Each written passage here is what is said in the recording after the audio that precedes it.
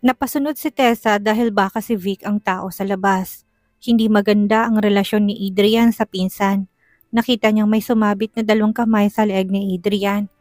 Si Mia, gabi na ang akyat ng ligaw nito. Maganda ang babae, may dala itong pagkain at cake. Flowers lang ang kulang. Kompleto na. Mukhang nagkakamabutihan ng dalawa. Sumimangot to nang makita siya. Adrian, hindi pa umaalis ang kaibigan mo? Wala ba silang pamilyang matitirahan? Ano kailangan mo, Mia?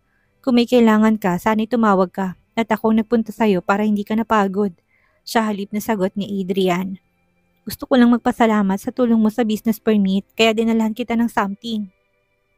May dala din ako na imported wine. Tumaas ang kilay niya, mukhang may balak si Mia na hindi niya hayaang mangyayari. Nauna pa itong pumasok sa loob. Naupo sa dining table ang dalawa, magkatabi ang mga ito. Tessa, matulog ka na. Bukas mo na ituloy ang pagluluto. Madaming dalang pagkain si Mia, sabi ni Adrian. Naghihimutok ang kanyang kalooban. Hindi siya nag-dinner para sabay silang kumain. Tapos sa iba ito sasabay. Ngunit hindi niya ipinahalata ang inis. Tahimik siyang naglakad sa living room at nagbukas ng TV. Nilakasan niya ang volume. Kumuha siya ng tubig sa ref at malakas na sinara ito. Bumalik siya sa upuan. Nagulat siya na lumapit si Adrian sa may dalang isang kutsarang may lamang cake. Sinubo nito ang cake sa kanya. Binuka niya ang bibig. Mainit ba ang ulo mo dahil nabitin ka? Itutuloy natin mamaya. Bulong nito sabay kagat sa kanyang tenga. Namula ang mukha niya. Tumayo na ito at bumalik sa bisita. Pinatay niya ang TV. Dinig na dinig niyang tawanan ng dalawa. Kinuha niya ang cellphone at ang earphones. Manunod siya ng videos kung paano magpaligaan ng lalaki. Hindi pwedeng malamangan siya ni Mia. Muntik tumilapon ang cellphone niya ng hawak na magsalita si Adrian sa likod niya. Gawin mo sa akin yan mamaya. Itong binigyan siya ng isang slice ng pizza. Nagmamadali siyang itinaob ang phone. Nasa eksena pa naman ng babae na nakaluhod sa harap ng lalaki. Nadinig niya ang kalansing ng 2 kupita. Nagiinuman ng dalawa. Paano niya kaya mapapaalis si Mia? Kinuha niya ang cellphone, in-screenshot niya tagpong nakita ni Adrian at pinadala ito. Ganito ba ang gusto mo? Pauwiin mo na yung bisita mo para magawa ko na. Niya sa ipinadalang mensahe. Nakita to ng mensahe niya at nag-reply. Titignan ko, ang galing mo mamaya. Mukhang mali yata ang pang-aakit niya, hindi pa siya magaling. Agad niyang itinuloy ang panunood. Mia, hindi ka pa ba uuwi? Baka masyado ka nang gabihin. Madami ka pa yatang gagawin bukas, dinig niya sabi ni Adrian. Hindi ako busy. Mamaya na ako uuwi. Gusto pa kitang kasama, sagot ni Mia. Nagsali ng alak sa basong babae at muling nag-cheers ng dalawa. Lumipat ang dalawa sa malaking living room. Nahiya naman siyang makaabala kaya tumayo na siya. Kukuha sana siya ng tubig na may makita siyang beer in can. Dinampot niya ito at binuksan. Masarap ang lasa. Lemon flavor. Muli niyang tinungga na tila juice. Nagulat na lamang siya nang hilahin siya ni Adrian papunta sa banyo. Tinapat itong daliri sa bibig niya upang sabihing huwag siyang maingay. Pagkasara ng pinto'y siniil siya nito ng halik sa labi. At nang nasa kalagitnaan sila nakamunduhan nang biglang may kumatok, ngunit hindi ito tumigil. Patuloy ang katok sa pinto. Adrian, nandyan ka ba? Mia, sige mauna ka na, susunod ako, sigaw ni Adrian na may kasamang inis. Gagamitin kong comfort room. Hindi ko na kaya, anang babae mula sa labas. Natutop niya ang bibig, makikita siya nito sa loob. Tinapos nilang ginagawa at mabilis silang inayos sa sarili. Bahagyang binuksan ni Adrian ang pinto. Adrian, bakit mo ako iniwan? Ikinawit nitong kamay sa leg ng binata na mabilis nitong inalis. Natural dahil nakikita niya, hinila nito ang babae palayo sa banyo. Teka, gagamit na muna ako ng banyo. Madumi sa loob, may isa pang banyo sa guest room. Nakita niyang sinamahan nito si Mia sa guest room. Pumasok siya sa kwarto at tumiga katabi ang anak. Napasilip siya sa bintana. Bakit hindi pa lumalabas si Mia? Nasa kalsada pa din ang sasakyan nito. Hindi siya mapakali, kaya lumabas siya ng kwarto. Tinapat niyang tenga sa pinto ng guest room. Hindi siya makakapayag na may ibang sisipingan si Adrian. Muntik na siyang sumigaw nang may humawak sa balikat niya. Anong gusto mong marinig? Boses ni Adrian? Agad siyang naglakad palayo sa binatang natatawa. Hinila siya nito sa pulsuhan. Look, I'm loyal. Hindi ako nagsasabay ng 2 babae, kaya I expect the same from you. Kapag nalaman ko na may iba kang sinisipingan, bukod sa akin, wala nang usap. Tapos na tayo. Tapat akong tao, wala pa akong nilolokong lalaki. Women are liars, but we'll see. Basta akong mangiiwan at hindi ikaw sa relasyon natin. Baka gayahin mong nanay ko. Iniwan kaming mag-ama kapalit ng ginawa. Nabanaag niya ang galit sa mata ni Adrian. Magwawakas lang ang relasyon natin kung ikaw ang aayaw. Mananatili ako hanggang kailangan mo. Puno ng sinseridad ang tinig niya. Huwag kang mangako, gagayahin mo pa si Krista. Tapos sa huli pinili din ang pangarap niya. Nawalan siya ng kibo.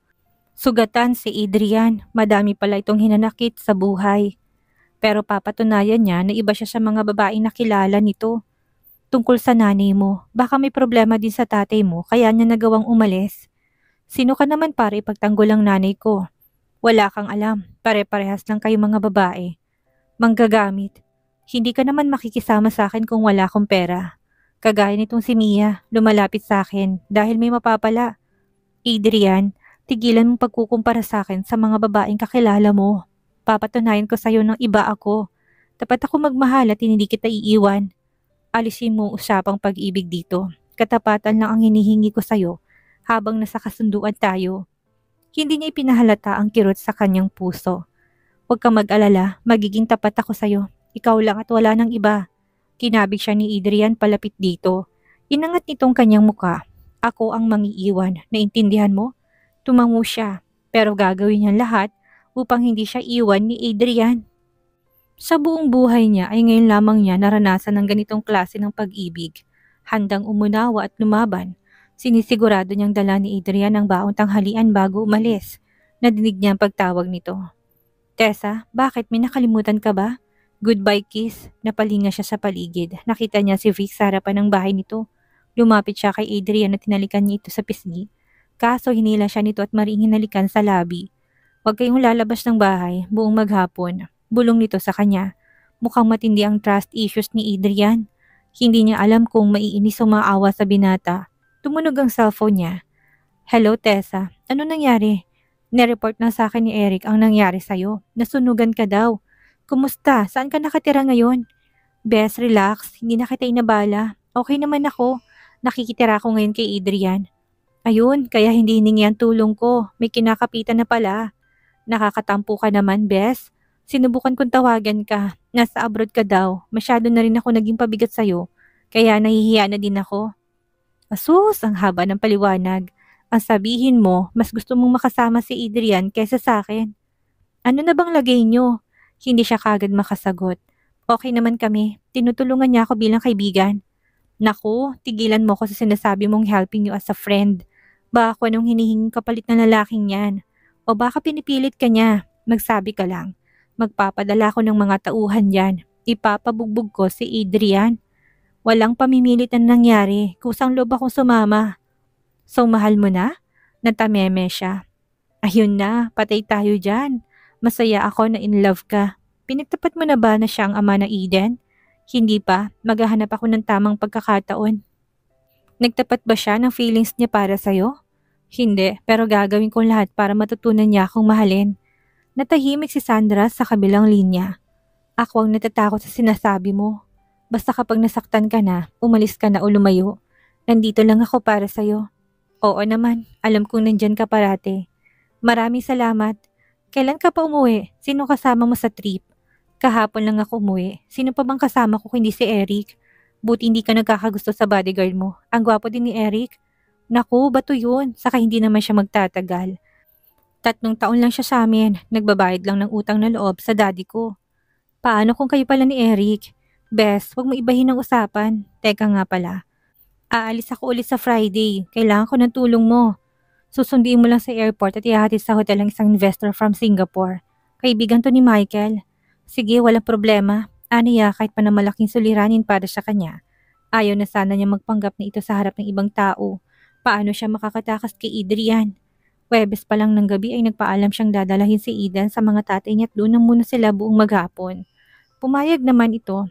Solve ng problema. Nasa airport na siya na tumunog ang kanyang phone. Tumatawag si Adrian. Ate, nandito sa bahay si Kuya Adrian. May dalang pagkain. Hinahanap ka. Ani Nelia sa chat na pinadala nito. Nagulantang si Tessa na magring ulit ang kanyang phone. Nagawa niya itong patayin sa nervyos. Kailangan na muna niyang magawang pinapagawa ni Sandra. Kasama si Michael ng bagong investor. Gusto na niyang sabihan ito na wag nang bumalik ng Pilipinas. Naihatid na niyang mga to sa hotel na pag-aari din ni Sandra.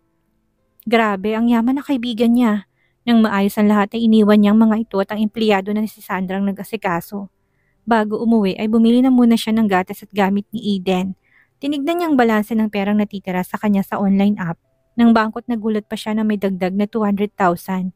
Nag-transfer na pala ng pera si Adrian. Malaking gatas nang bibilihin niya. Mabilis siyang namili ng gamit ni Eden. Kailangan niyang makauwi agad. Mag-iisip pa siya ng paliwanag kay Adrian kung saan siya nagpunta. Mamaya na niya bubuksan ng phone matapos magbayad, mabilis ang kanyang hakbang. Bumangga siya sa isang malaking bulto ng katawan. Walang lingon na nagsorry siya, kaso hinablot siya na nakabanggaan. Inangat niya na kayakong ulo. Si Adrian, mariin siyang napapikit. Tinapakan niya ang anyo. Bitawan mo ko, wala na akong utang sa'yo. Nakita din kita. Alam mo bang hindi ako tumitigil sa paghahanap sa'yo? Para kung gago lahat na makasalubong tinitignan ng muka dahil baka makita kita. Adrian, ikakasal na ako. Mag-usap muna tayo. Wala tayong dapat na pag-usapan. Ani ang nilagpasan ng binata. Napahiyaw siya nang buhatin siya nito na tila isang sakong bigas sa balikat. Isinakay siya nito sa kotse at nilagyan ng seatbelt. Saan mo ko dadalahin? Hindi kumibo si Adrian. Nagmaneho lamang ito. Huminto sila sa isang coffee shop na may overlooking na mga puno. Maganda ang tanawin. Anong gusto mong kainin? Hindi ako nagugutom. Kahit hindi pa siya nag-almusal at tanghalian. Kung may sasabihin ka, sabihin mo na. Patuloy niya. Kumain na muna tayo. Matagal tayo hindi nakita. I miss you. Nasamid siya sa nadinig kaya napainom siya ng tubig. Adrian, bayad na ako sa isang gabing utang ko sa'yo. Wala nang dahilan para habulin mo ko. Magbabayad ako ulit ng 10 milyon para sa isang gabi. Putik, bakit parang mas mahal ang bayad kay Salome? 10 milyon isang gabi samantalang kay Tessa, 200,000 per month. Unlimited. Sumama ang loob niya. Dahil ba available at willing si Tessa? Adrian, ikakasal na ako. Ayun na nga sasabihin ko sa'yo. Pinasundan ko si Gavin para makita kita. Kaso hindi na kayo ulit nagkita. Pwede ba tigilan mo ng panghihimasok sa buhay ko? Asik niya bago pa na tumabuko ang tunay niyang pagkatao. Malungkot mang sabihin sa'yo pero nagtataksil si Gavin. Nilabas ito ang phone at ipinakitang ilang kuha na kasama nito si Clara. Nanlaki ang mata niya dahil inaninag niya kung si Clara nga bang kasama ni Gavin. Alam ko magugulat ka pero huwag kang mag-alala, nandito ako. Anang binata't ginagap ang kanyang kamay. Adrian, hindi akong babaeng para sa'yo. Alam ko na gusto mo ng babaeng tapat at mapagkakatiwalaan at hindi ako yon. Marami akong lihim na hindi ko kayang ipagtapat sa'yo. Ayaw nito sa babaeng hindi tapat kaya tsak na aayaw na ito sa kanya. Wala akong pakialam sa nakaraan mo. Ang importante ay ngayon. Adrian, hindi kita mahal. Doon ka na lang sa babaeng handang magmahal sa'yo. Ano ang ayaw mo sa akin? Babaguhin ko. Determinadong sabi ng binata. Please, wag ako. Ibalik mo sa ibang pagtingin mo. Paano ba niya sasabihin katang isip lamang si Salome at hindi totoo ang babaeng nagugustuhan nito? Ikaw ang gusto ko. Gusto lang? Madali mo ko makakalimutan kapag hindi mo na ako nakikita. Bababaling na sa ibang atensyon mo. Napasandal ang binata sa upuan. Ang lupit mo, ang sama mo. Pumasok ka sa buhay ko. Ginulo mong tahimik kong mundo tapos ganitong gagawin mo? Namulang mata ni Adrian, hindi niya kakayanin kung iiyak ito dahil sa kanya. Patawarin mo ko, hindi ko sinasadya, napayuko siya. Hindi pa to ang tamang panahon na aaminin niyang katotohanan. Mabuhay pa ang pundasyon, dapat mahalin ni Adrian si Tessa dahil ito ang totoong siya. Bago niya sabihin ang katotohanan, isa lamang silang dalawa. Hinawakan itong kamay niya. Anong gusto mo? Pera? Madami akong pera. Akong bahala sa'yo. Sumama ka sa akin. Hinalikan nitong kanyang kamay. Hirap na hirap din ang kanyang kalooban kaya napatayo siya at napatakbo bago pa tumulong luha niya. Napahinto siya nang madinig ang tawag nito. Gagawin ko lahat para sa'yo, Salome. Lahat. Hindi tayo para sa isa't isa. Tumingin ka sa paligid mo. Siguradong makikita mong babaeng nakalaan para sa'yo. Bigyan mo ko ng pagkakataon. Kilalanin mo ko bago ka magdesisyon. Subukan mo makipagrelasyon sa akin. Yumakap ito mula sa kanyang likuran. Inalis niya ang mga bisig ng binata. Wala kang maasahan sa akin. Pasensya ka na. Kalimutan mo na ako. Malaki ang hakbang na lumayo siya. Mabuti na lamang at hindi na siya nito hinabol. Gabi na umuwi si Adrian. Amoy alak ito at namumula ang mata. Sana naman huwag siya nitong sitahin sa pag-alis niya kanina. Wala itong kibo. Kumuha to ng alak sa lagayan at nagsalin sa baso. Mukhang dinamdam ang pambabastard ni Salome. Kumain ka na ba? Maupo ka dito. Kailangan ko ng kausap. Anito, bakit? May problema ka ba? Patay mali siya niyang tanong dito. Napatitig ito sa kanya. Alam mo, Tessa, may kahawig ka talaga. Magkasing katawan kayo at kasing tangkad. Kung straight lang ang buhok mo at hindi kulot na, buhol-buhol. Kung mas pilantik ang eyelashes mo. Kung mapulang lips mo. Kung brown ang kulay ng mata mo. At perfect ang kilay mo. Kamukhang kamukha mo na siya. Napalunok siya sa sinasabi ng binata. Gusto mo bang magustuhan kita? Pwede bang ikaw na lamang si Salome? Aamin na ba siya? Pati siya nalilito sa dalawang pagkatao. Lasing ka na, matulog ka na. Tara na't pupunasan kita. Tumayo si Tessa at hinilang kamay ni Adrian bago pa tumuling magsalita. Baka mabuko nito ang sekreto niya. Tessa, umamin ka sa akin. Napatigil siya sa paghila sa lalaki. May gusto ka ba sa akin? Nanatili lamang siyang nakatitig sa binatang namumungay ang mata. Adrian, walang babaeng hindi magkakagusto sa'yo, sagot niya. Sinungaling ka. Kung totoo yung sinasabi mo, bakit hindi ako gusto ng nanay ko? Iniwan ako ni Krista, si Hazel at si Salome. Ayaw nila sa akin. Sabihin mo anong kulang sa akin. Nagulat siya nung magululang binata. Tinabihan niya ito at niyakap. Hinagod niya ang likod nito. Minsan kailangan nating masaktan o pagdaanan ang mga masasakit na bagay para matuto tayo magpahalaga at magmahal. Walang kulang sa'yo. Higit ka pa sa sobra, nandito ako para sa'yo. Aniyang naluluha na rin. Nasasaktan siya para dito. Nadala niya sa kwarto nito si Adrian. Pinunasan niya muka, kamay at paa nito. Salome, Salome, anang binata. Matindi ang tama nito kay Salome. Hinaplos niya mukha nito at masuyong hinalikan sa labi. Hindi niya iiwan si Adrian kahit anong mangyari. Late na ay hindi pa bumabangon si Adrian. Pinaghanda niya ito ng breakfast in bed. Alam niyang may hangover to. Inabot niya ang tubig at gamot sa binata. Kumain ka na? Masakit ba ang ulo mo? Medyo lang. Salamat pero hindi na ako makakakain. Malilate ako sa office. Anitong bumangon agad at pumasok sa banyo. May nag-doorbell.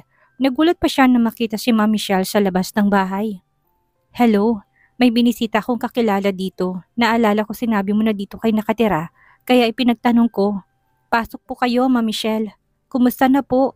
Nasaan si Eden at ang asawa mo? Hindi ko po asawa si Adrian.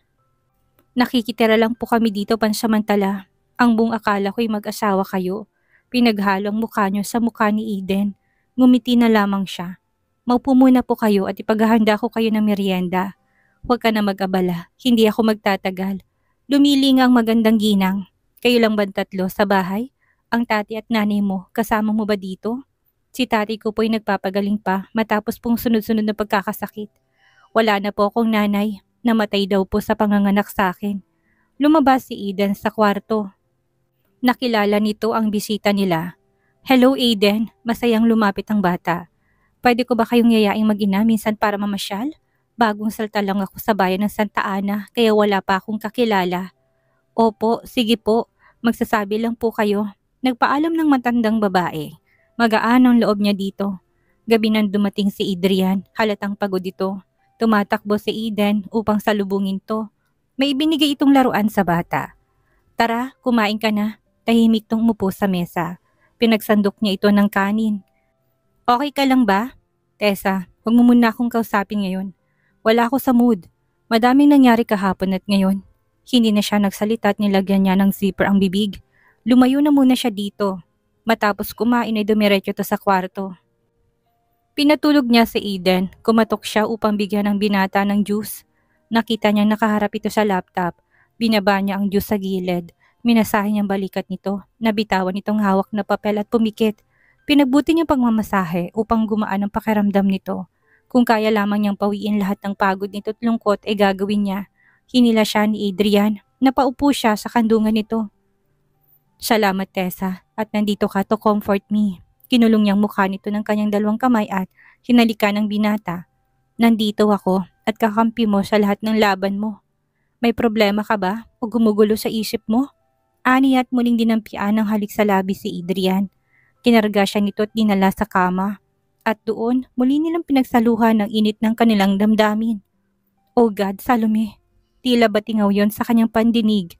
Bakit siya tinatawag nitong Salome? Tila piniga ang puso niya at sumabog.